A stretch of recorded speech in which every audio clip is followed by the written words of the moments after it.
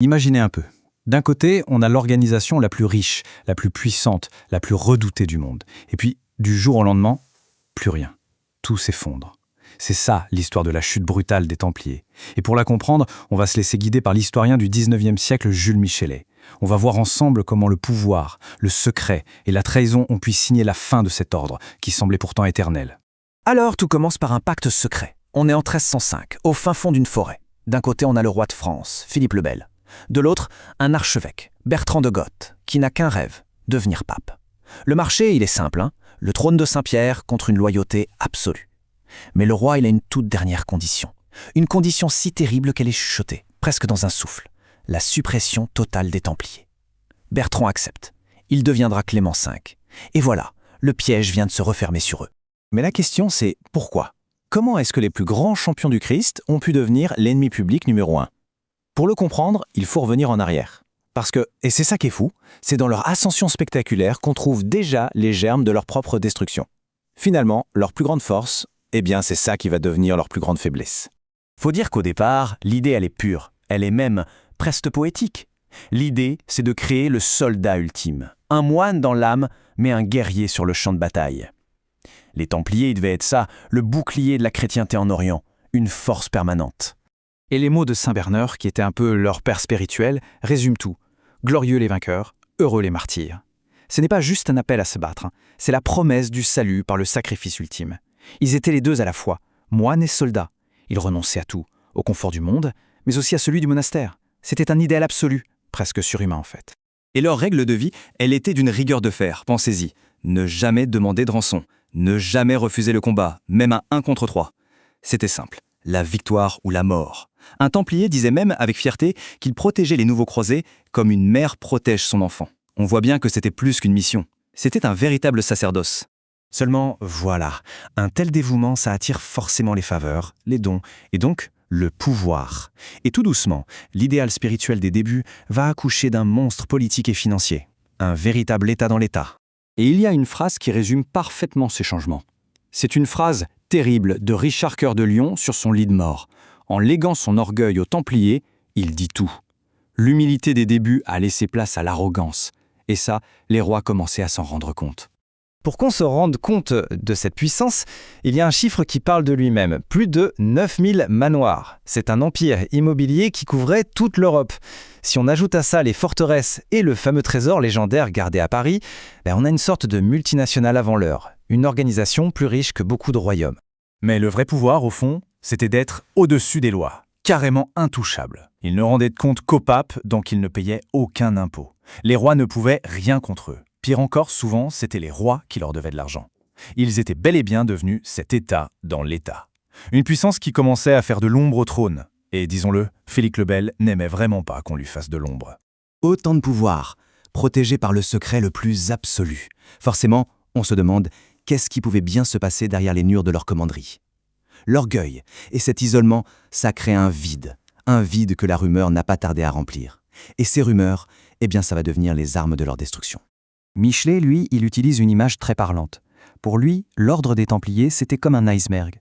Il y avait la partie visible, bien sûr, la piété, les églises, et puis il y avait tout le reste, tout ce qui était caché sous l'eau. Des chapitres secrets, des initiations en pleine nuit, des cérémonies tellement secrètes que la rumeur disait que si quelqu'un y entrait sans y être invité, même le roi de France, il n'en ressortirait jamais. Et voilà les armes que le roi va forger.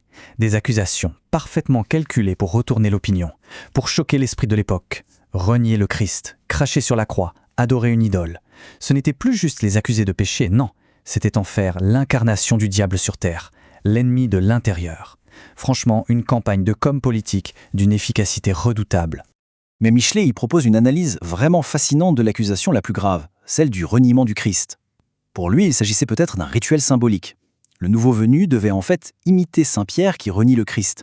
C'était une épreuve d'humilité, avant d'être accepté dans l'ordre, une sorte de théâtre pieux dont le sens originel s'était perdu avec le temps. Et si Michelet a raison, ça veut dire qu'ils ont été condamnés pour un rituel que leurs accusateurs, beaucoup plus pragmatiques, n'étaient tout simplement plus capables de comprendre, ce qui rend leur fin encore plus tragique. Donc, les rumeurs sont devenues des accusations officielles. La dette du roi est colossale. Le trésor des Templiers, lui, est plus que tentant. Tous les pions sont en place. Philippe le Bel peut lancer son coup de grâce. une opération éclair, d'une précision chirurgicale. Le plan est d'une froideur absolue. Le 12 octobre, le grand maître Jacques de Molay est l'invité d'honneur du roi. Le lendemain, un vendredi 13, avant même le lever du soleil, il est arrêté et jeté en prison. Et partout en France, exactement au même moment, chaque Templier est arrêté.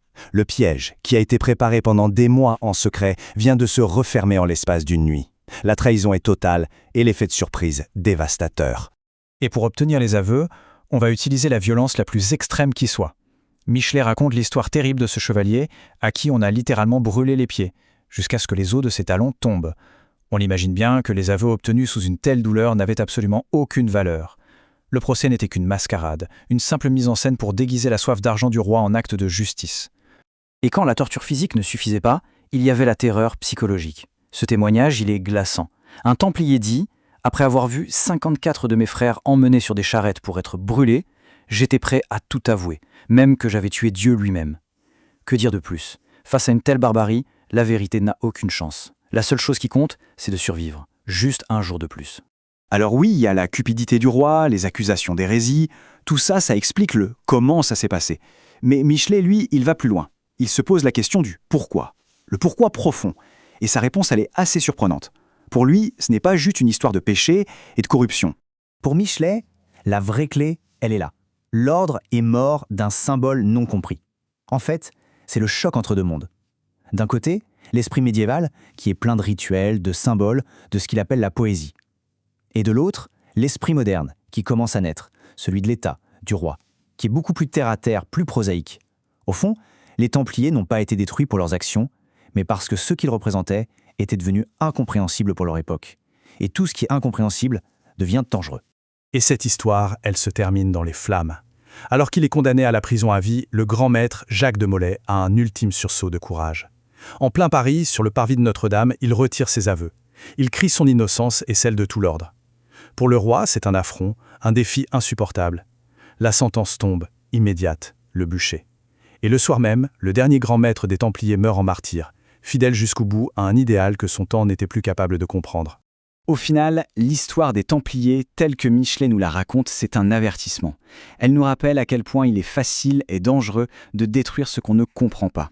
Et ça nous laisse avec une question qui reste entière. Aujourd'hui, à notre époque d'hyper-information, quels sont les symboles, les idées qu'on condamne un peu trop vite, par peur ou par ignorance? Quels pourraient bien être les Templiers de notre temps?